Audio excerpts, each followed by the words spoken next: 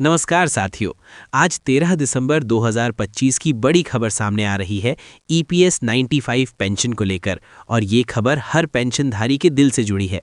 आप सब जानते हैं कि हम पिछले कई सालों से ईपीएस 95 पेंशन बढ़ाने की मांग को लेकर आवाज उठा रहे हैं। अब हालात बदलते नजर आ रहे हैं। सरकार की ओर से महत्वपूर्ण संकेत मिले हैं जो हमारे संघर्ष की जीत की तरफ पहला कदम हो सकता है।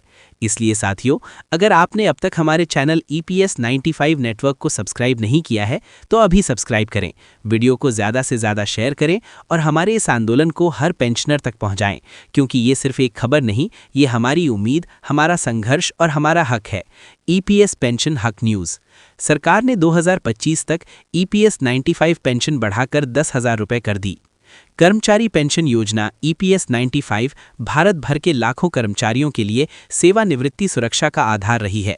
अपनी शुरुआत से ही इसने एक महत्वपूर्ण सुरक्षा कवच प्रदान किया है, जिससे ये सुनिश्चित हुआ है कि पेंशन भोगियों को सेवानिवृत्ति के बाद एक स्थिर आय प्राप्त हो। 2025 के लिए ईपीएस 95 पेंशन वृद्धि की घोषणा के साथ पेंशन भोगी अपने मासिक लाभों में उल्लेखनीय वृद्धि की उम्मीद कर सकते हैं। ये विकास उन सेवानिवृत्त व्यक्तियों के जीवन की गुणवत्ता में सुधार का वादा करता है जो इन पेंशन पर बहुत अधिक निर्भर हैं। इस लेख में हम इस वृद्धि के विवरण, इसके निहितार्थ और पेंशन भोगियों के लिए ये कदम क्यों महत्वपूर्ण है, इस पर चर्चा करेंगे।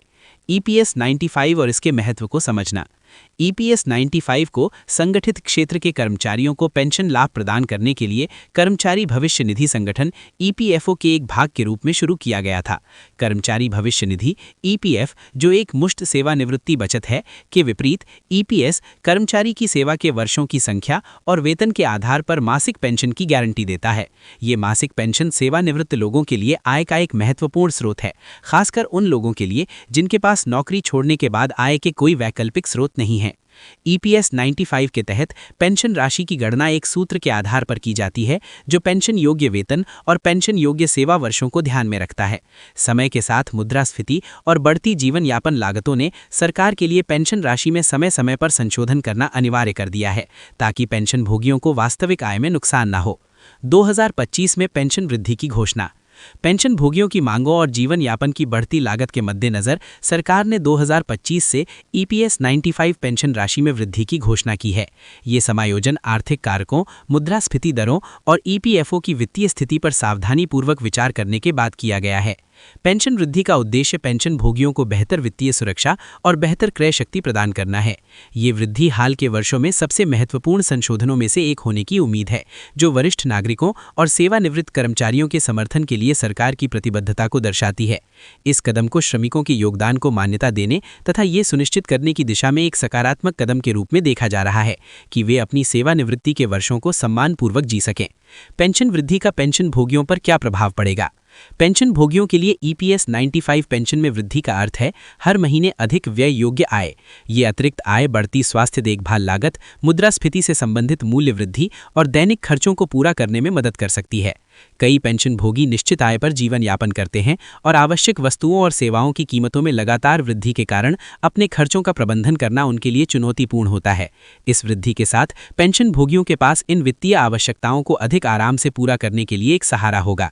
इसके अलावा इस वृद्धि से सेवानिवृत्त लोगों के बीच वित्तीय तनाव कम होने और उनके समग्र कल्याण और मानसिक स्वास्थ्य में सुधार होने की उम्मीद है। उच्च पेंशन का आश्वासन वित्तीय प्रबंधन की चिंताओं को कम कर सकता है और पेंशन भोगियों को अपनी सेवानिवृत्ति का अधिक पूर्ण आनंद लेने में सक्षम बना सकता है। पेंशन वृद्धि से व्यापक अर्थव्यवस्था को भी लाभ होता है।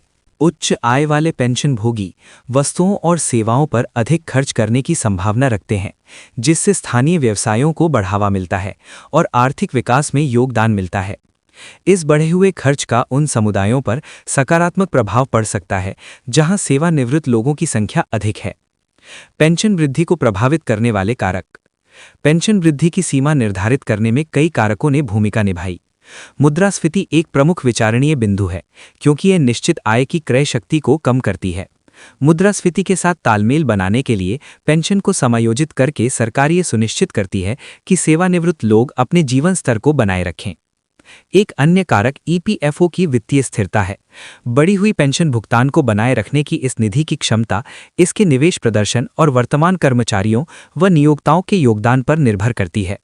सावधानीपूर्वक वित्तीय नियोजन और प्रबंधन ने ईपीएफओ के लिए अपनी दीर्घकालिक स्थिरता को खतरे में डाले बिना इस वृद्धि की घोषणा करना संभव बना दिया है।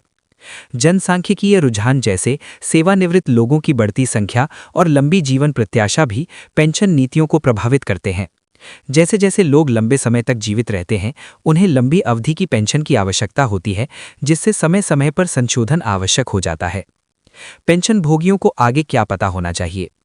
पेंशन भोगियों को पेंशन वृद्धि के सटीक विवरण, जिसमें संशोधित पेंशन दरें और प्रभावी तिथियां शामिल हैं, के बारे में जानकारी रखनी चाहिए। ये समझने के लिए कि ये वृद्धि व्यक्तिगत पेंशन राशि को कैसे प्रभावित करेगी, ईपीएफओ ये संबंधित सरकारी निकायों से आधिकारिक संचार पर नजर रखना महत्वपूर्ण है। इसके अतिरिक्त पेंशन भोगियों को अपने पेंशन स्टेटमेंट की नियमित रूप से समीक्षा करनी चाहिए और यदि उन्हें कोई विसंगति दिखाई दे या कोई प्रश्न हो तो ईपीएफओ कार्यालयों से संपर्क करना चाहिए। सक्रिय रहने से ये सुनिश्चित होता है कि पेंशन भोगियों को वे सभी लाभ मिलें जिनके वे हकदार हैं। पेंशन भोगियों के लिए अपनी समग्र वित्तीय योजनाओं की समीक्षा करने का भी ये एक उपयुक्त समय हो सकता है। पेंशन आय में वृद्धि के साथ कुछ लोग अपने वित्तीय भविष्य को और अधिक सुरक्षित करने के लिए अतिरिक्त निवेश या बचत रणनीतियों पर विचार कर सकते हैं। सरकार और ईपीएफओ की भूमिका। इस पेंशन वृद्धि में सरकार की भूमिका महत्वपूर्ण है। समायोजन की आवश्यकता को पहचान कर और उन्हें लागू करके नीति निर्माता सामाजिक कल्याण और आर्थिक न्याय के प्रति अपनी प्रतिबद्धता प्रदर्शित करते हैं। इस योजना के प्रशासक के रूप में ईपीएफओ इस वृद्धि को कुशलतापूर्वक और पारदर्शी रूप से क्रियान्वित करने में महत्वपूर्ण भूमिका निभाता है। इस पहल की सफलता के लिए बढ़ी हुई पेंशन का समय पर वितरण सुनिश्चित करना और पेंशन भोगियों के साथ स्पष्ट संवाद बनाए रखना आवश्यक होगा। सरकार और ईपीएफओ को भविष्य में आवश्यकता अनुसार समायोजन करने के लिए आर्थिक स्थितियों और पेंशन भोगियों की आवश्यकताओं की निगरानी जारी रखनी चाहिए। भविष्य की ओर देखना। ईपीएस 95 पेंशन का भविष्य। 2025 की पेंशन वृद्धि ईपीएस 95 पेंशन के भविष्य के लिए एक सकारात्मक मिसाल कायम करती है। ये बदलती आर्थिक वास्तविकताओं और जनसांख्यिकीय रुझानों के अनुसार पेंशन नीतियों को अनुकूलित करने के महत्व पर प्रकाश डालती है।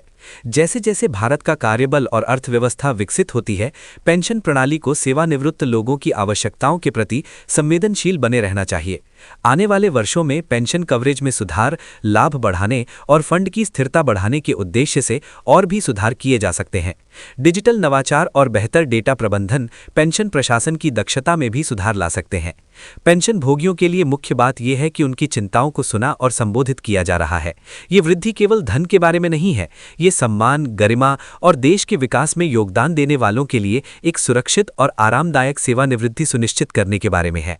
निष्कर्ष, 2025 के लिए ईपीएस 95 पेंशन वृद्धि भारत में पेंशन भोगियों के लिए एक महत्वपूर्ण मील का पत्थर है।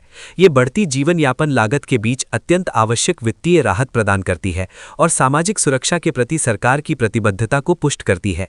पेंशन भोगी अब बढ़े हुए मासिक लाभों की आशा कर सकते हैं, जो उनके जीवन की गुणवत्ता में सुधार और वित्तीय चिंता को कम करने में मदद करेंगे। ये वृद्धि एक सुव्यवस्थित पेंशन प्रणाली के महत्व को भी रेखांकित करती है, जो वर्तमान सेवानिवृत्त लोगों की आवश्यकताओं को फंड की दीर्घकालिक स्थिरता के साथ संतुलित करती है। जैसे जैसे पेंशन परिदृश्य विकसित होता जा रहा है, सेवानिवृत्त कर्मचारियों का समर्थन करने और उनके आजीवन योगदान का सम्मान करने के लिए सकारात्मक कदम उठाए जा रहे हैं। ये देखना उत्साहजनक है। पेंशन भोगियों के लिए 2025 में ईपीएस 95 में की गई वृद्धि एक स्वागत योग्य प्रोत्साहन है और ये याद दिलाती है कि उनका कल्याण अभी भी प्राथमिकता है। उचित जागरूकता और सक्रिय भागीदारी के साथ पेंशन भोगी इस वृद्धि का अधिकतम लाभ उठा सकते हैं और अधिक सुरक्षित एवं सम्मानजनक सेवानिवृत्ति का आनंद ले सकते हैं। अस्वीकरण। इस लेख में दी गई जानकारी केवल सामान्य सूचनात्मक उद्देश्यों के लिए है और वित्तीय या कानूनी सलाह नहीं है। पाठकों को अपनी पेंशन या सेवानिवृत्ति योजना से संबंधित कोई भी निर्णय लेने से पहले ईपीएफओ जैसे आधिकारिक स्रोतों से विवरणों की पुष्टि करनी चाहिए और किसी योग्य पेशेवर से परामर्श लेना चाहिए।